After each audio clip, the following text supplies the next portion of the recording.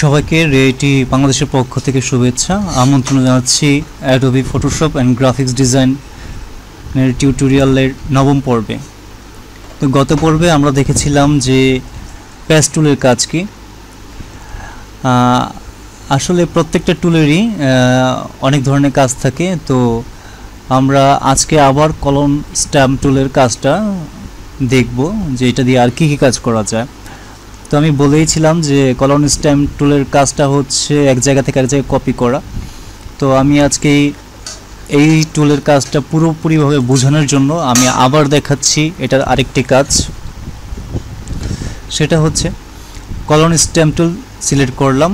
এখানে আমি স্ট্যাম্প টুলের ব্রাশ সাইজ একটু বাড়ায় নিলাম।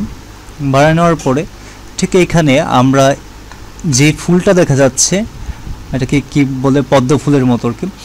তো এই ফুলটাকে আমরা আবার সেম আরেকটা জায়গায় কপি করব। তাহলে আগের মতোই এখানে এখানে অল্টা চাপ দিয়ে মাউসের লেফট বাটনে ক্লিক করতে হবে। ক্লিক করে ঠিক বাইরে যদি আমি এই জায়গাতে ক্লিক করি, দেখেন সেম টু সেম এটার মতো আরেকটি ফুলকে আমরা কপি করতে পারতেছি। সেম টু সেম এটার মতো আরেকটা ফুলকে আমরা কপি করতে পারতেছি।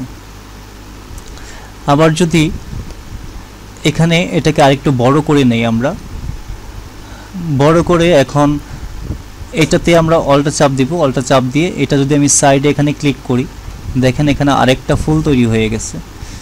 যদি আমি এই পাশে করি, আবার এখানে ক্লিক করলাম, অল্টা চাপ দিয়ে এখানে অল্টা চাপ দিলাম। অল্টা চাপ দিয়ে আমি এখানে আরেকটা ক্লিক করলাম, আরেকটা ফুল তৈরি হয়ে গেছে।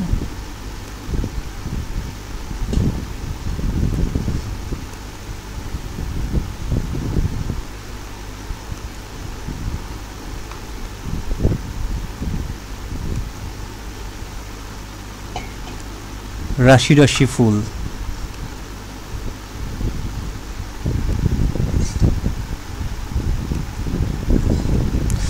তো এইভাবে আমরা কলন স্ট্যাম্প টুল দিয়ে একটি স্থানকে আরেক জায়গায় কপি করতে পারি বা একটি অংশকে আরেক অংশ কপি করতে পারি।